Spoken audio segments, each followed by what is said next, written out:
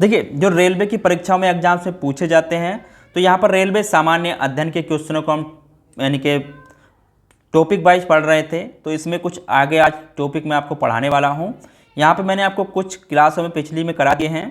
तो ये स्टडी की बुक है आपकी, जो रेलवे में अधिकतर एग्जाम्स में इसमें क्वेश्चन पूछे जाते हैं और आपके पूछे गए क्वेश्चन इसमें आपके दिए गए हैं। तो आज के टॉपिक में जो हम पढ़ेंगे यहाँ पर, यानी कि भारत के बाघ टाइगर रिजर्व, जनगणना 2011 और भारत के रामसर 61। तो तीनों टॉपिक आज यहाँ पर हम कवर करने वाले हैं। इससे रिलेटेड जो भी क्वेश्चन आज बनेंगे, तो चैनल पर नए हो सब्सक्राइब कर लेना। अगर कोई भी क्वेरी हो तो कमेंट में ज़रूर बताएं। इसकी पीडीएफ के लिए ई बुक नीचे मिल जाएगी, आपको डिस्क्रिप्शन में दिया हुआ है लिंक, वहाँ से जाके आप इसको ले सकते हैं अगर ई बुक आपको ये चाहिए तो, ठीक है। वरना आप यहीं से आपको पढ़ सकते हैं इसमें, ठीक है। तो चलते हैं आज के टॉपिक में। उससे ऊपर मैंने बहुत सारे टॉपिक आपको करा दिए हैं, अगर आपने नहीं देखा है तो नीचे डिस्क्रिप्शन में प्लेलिस्ट डाली हुई है, वहाँ से जाके ज़रूर देख लें, ठीक है। तो चलिए शुरुआत करते हैं। आज के पॉइंट टू पॉइंट ही मैं आपको कराता चलता हूँ और इसको नोट करते चलना, ठीक है। तो पहले पढ़ेंगे भारत के टाइगर रिजर्व या बाघ रिजर्व, ठीक है।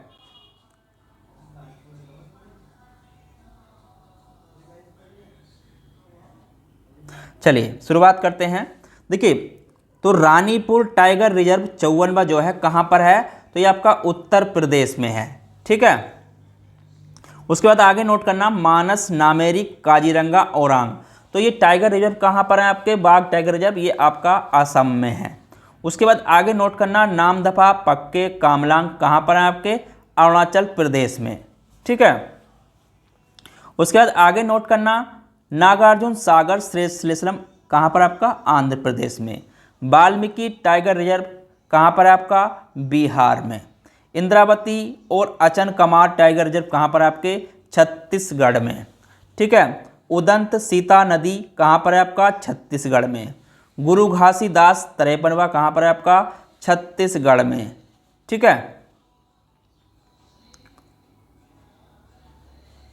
उसके बाद पलामू, तो पलामू कहाँ पर है आपका, झारखंड में।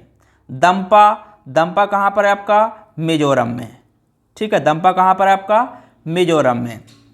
रणथंबोर सारिकिका मुकुंदरा हिल्स कहाँ पर है आपके, राजस्थान में। रामगढ़ विषधारी जो 52वां टाइगर रिजर्व है कहाँ पर है आपका, राजस्थान में, ठीक है। बांदीपुरा भद्रा नागरहोल टाइगर रिजर्व कहाँ पर है आपके, कर्नाटक में। दांडेली अंसिया काली रिजर्व कहाँ पर है आपके, कर्नाटक में। बिलीगिरी रंगनाथ कहाँ पर है आपका टाइगर रिजर्व, कर्नाटक में, ठीक है। पेरियर परम्बिकुलम कहाँ पर है आपका, केरल में। कान्हा बांधवगढ़ पन्ना कहाँ पर है आपका, मध्य प्रदेश में। इंदिरा प्रियदर्शनी पेंच कहाँ पर आपका, मध्य प्रदेश में, ठीक है। सतपुड़ा संजय दुबरी टाइगर रिजर्व कहाँ पर है आपके, मध्य प्रदेश में। मेलघाट पेंच सहरदी बोर कहाँ पर है आपके, महाराष्ट्र में, ठीक है। दंडोबा अंधेरी ननेवगाप नागजीरा कहाँ पर टाइगर रिजर्व के, महाराष्ट्र में, ठीक है। दुधवा पीलीभीत आमनगढ़ टाइगर रिजर्व कहाँ पर है आपके, उत्तर प्रदेश में, ठीक है। जिम कार्बेट जो पहला है वो कहाँ पर आपका, राजाजी उत्तराखंड में टाइगर रिजर्व, ठीक है। सुंदरबन बुक्सा टाइगर रिजर्व कहाँ पर है आपके, पश्चिम बंगाल में। कबल अमराबाद जो टाइगर रिजर्व है कहाँ पर आपके, तेलंगाना में, ठीक है। सिमलीपाल सतकोसिया टाइगर रिजर्व कहाँ पर आपके, ओडिशा में। कालागढ़ मुंदथनराई अन्नामलाई टाइगर रिजर्व कहाँ पर आपके, तमिलनाडु में। मधुमलाई सत्यमंगलम कहाँ पर आपके, तमिलनाडु में। श्रीवल्ली पुथुरु मोगमलाई 51वां टाइगर रिजर्व कहाँ पर आपका, तमिलनाडु में, ठीक है। तो ये टाइगर रिजर्व हैं और बाघ रिजर्व, ठीक है। तो ये आपके पूछ ले जाते हैं, इनको नोट कर लेना। उसके बाद इसमें कुछ मोस्ट पॉइंट जो आपके बनते हैं। देखिए, बाघों की सर्वाधिक संख्या कहाँ पर है आपकी, तो मध्य प्रदेश में है बाघों की संख्या। भारत में कितने राज्यों में बाघ पाए जाते हैं, तो 18 राज्यों में बाघ पाए जाते हैं, ठीक है। बाघ का वैज्ञानिक नाम, तो बाघ का वैज्ञानिक नाम है पैंथेरा टाइग्रिस, ठीक है। क्या है, पैंथेरा टाइग्रिस। अंतर्राष्ट्रीय बाघ दिवस, तो अंतर्राष्ट्रीय बाघ दिवस आपका 19 जुलाई को मनाया जाता है। कब मनाया जाता है? 29 जुलाई को मनाया जाता है। ठीक है। भारत में कुल टाइगर रिजर्व तो कितने हैं? तो भारत में कुल टाइगर रिजर्व 54 हैं। ठीक है। भारत का पहला बाघ रिजर्व जिम कॉर्बेट, ठीक है, कौन सा है भारत का पहला बाघ रिजर्व? Jim Corbett. कहाँ पर है आपका? उत्तराखंड में। 1 अप्रैल 1973 को टाइगर रिजर्व घोषित किया गया था। तो कब किया गया था ये? 1 अप्रैल 1973 को टाइगर रिजर्व घोषित किया गया था। ठीक है।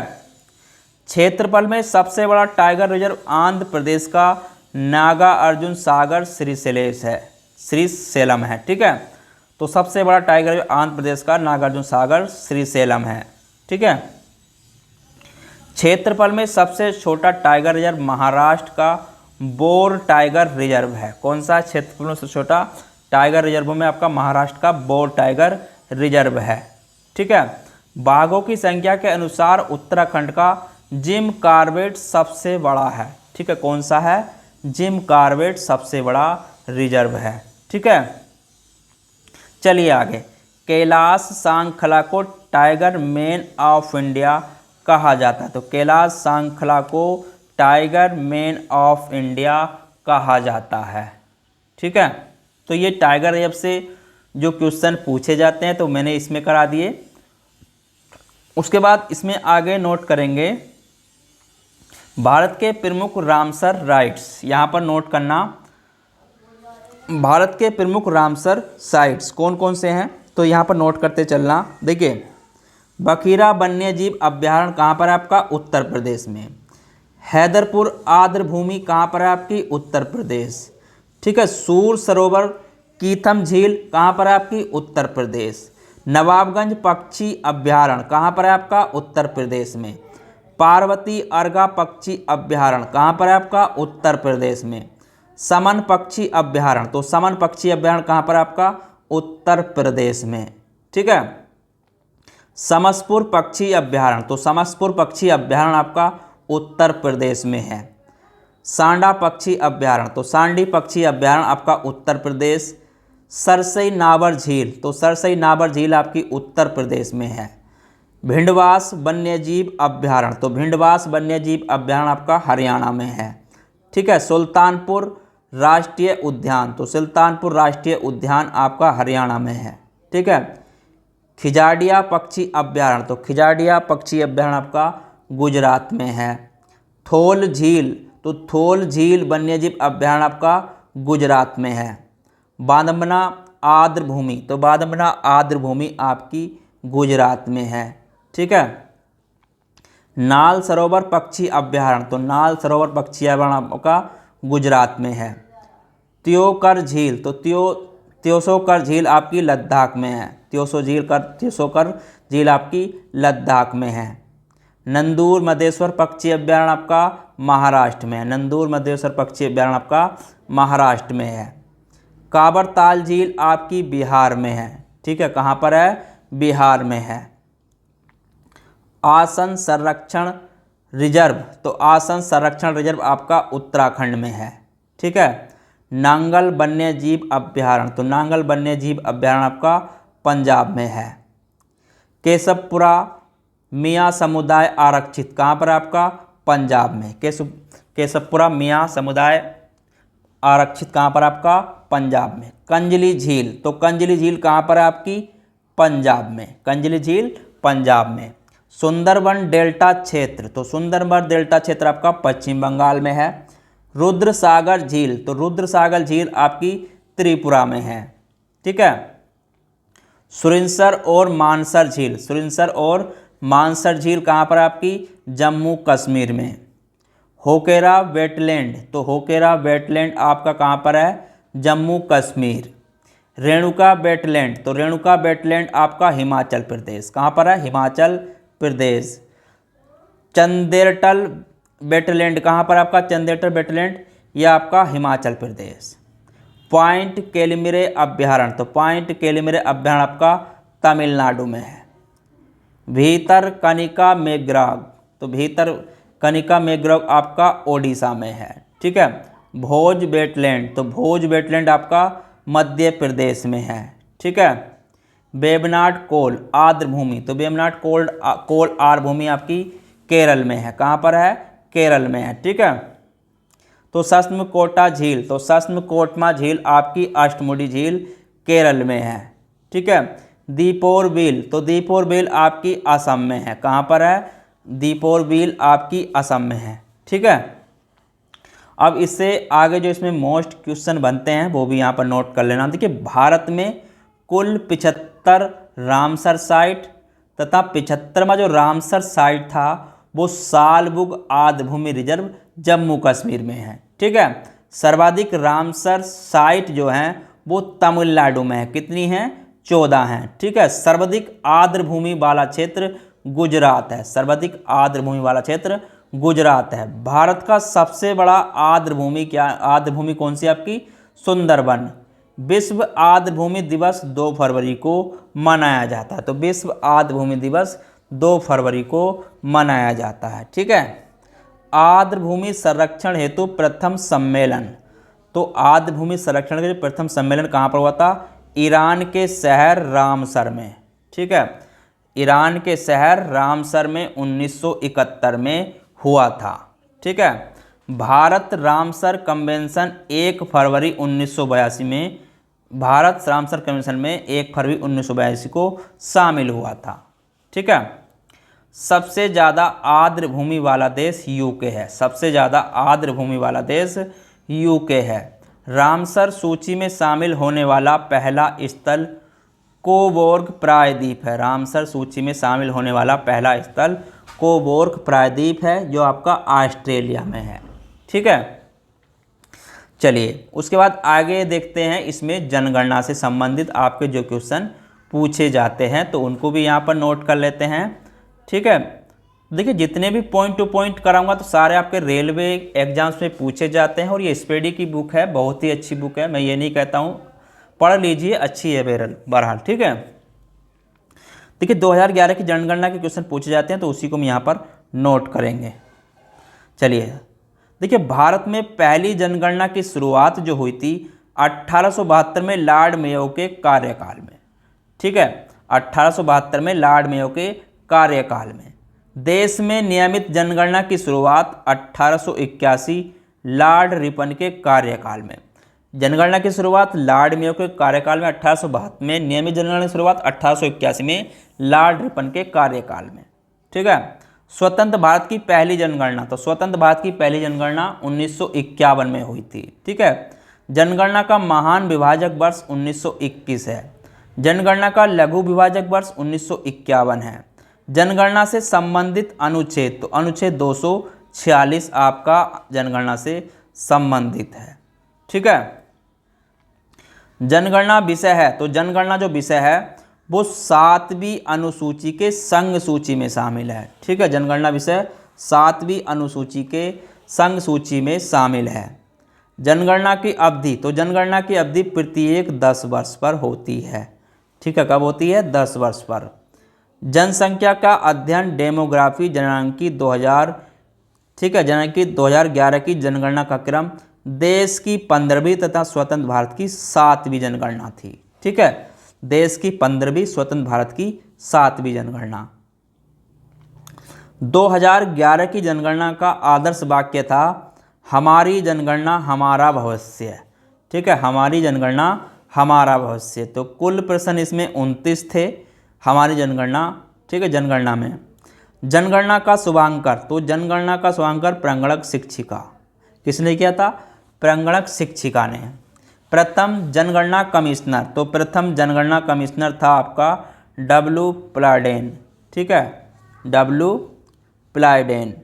स्वतंत्र भारत का प्रथम जनगणना आयुक्त, तो R.A. गोपाल स्वामी। कौन था? R.A. गोपाल स्वामी। 1949 से 1953 तक। 2011 जनगणना के आयुक्त तो C. चंद्रमौली। ठीक है। कौन थे? C. चंद्रमौली। पहली बार जाति आधारित जनगणना 1931 में। ठीक है। विश्व जनसंख्या दिवस 11 जुलाई को। कुल जनसंख्या, तो कुल जनसंख्या थी 121.08 करोड़। ठीक है। भारत में विश्व जनसंख्या का भाग है 17.5%। पुरुष की जनसंख्या तो 62.32 करोड़ यानी कि 51.47%। महिला जनसंख्या तो 58.75 करोड़ यानी कि 48.53%। 10 के वार्षिक वृद्धि दर तो 17.7% 1.6। ठीक है। कुल साक्षरता, तो कुल साक्षरता 73%। पुरुष साक्षरता 80.9%। महिला साक्षरता 64.6%। लिंगानुपात 943 महिलाएं 1000 पुरुष। ठीक है। शिशु लिंगानुपात 0 से 6 वर्ष 919।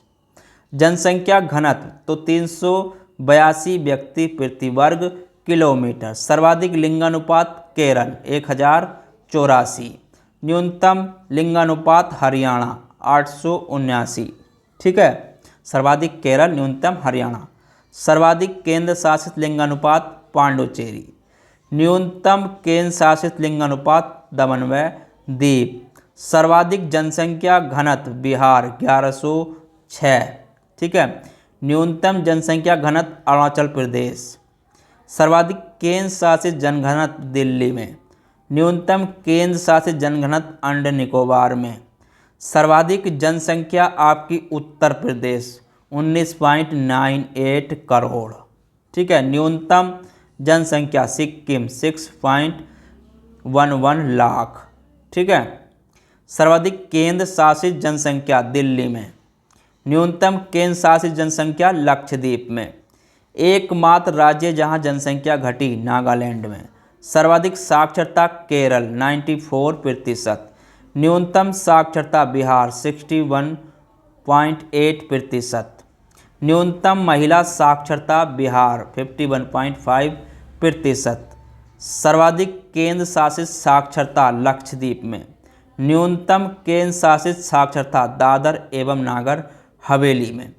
अधिक जनसंख्या वाला जिला, तो अधिक जनसंख्या वाला जिला ठाणे महाराष्ट्र। ठीक है। कम जनसंख्या वाला जिला दिबांग घाटी अरुणाचल प्रदेश। अधिक जिलों वाला राज्य, तो अधिक जिलों वाला राज्य आपका उत्तर प्रदेश। यहाँ पर आपके 75 जिले हैं। ठीक है। तो इसमें इस टॉपिक से रिलेटिव मैंने आपको सारे जितने भी क्वेश्चन बनते थे करा दिए। तो देखिए इतने पॉइंट इसमें बने हैं, सारे क्वेश्चन इसके लगभग मैंने करा दिए आपको। और इससे रिलेटिव आगे भी जो भी क्वेश्चन बनेंगे वो मैं आपको कराता चलूँगा। तो चैनल पर नए हो सब्सक्राइब कर लेना। कोई भी क्वेरी है तो कमेंट में बताएं और टेलीग्राम और व्हाट्सएप ग्रुप से ज़रूर जुड़ें। चलिए मिलते हैं फिर किसी अगले टॉपिक में। जब तक के लिए धन्यवाद।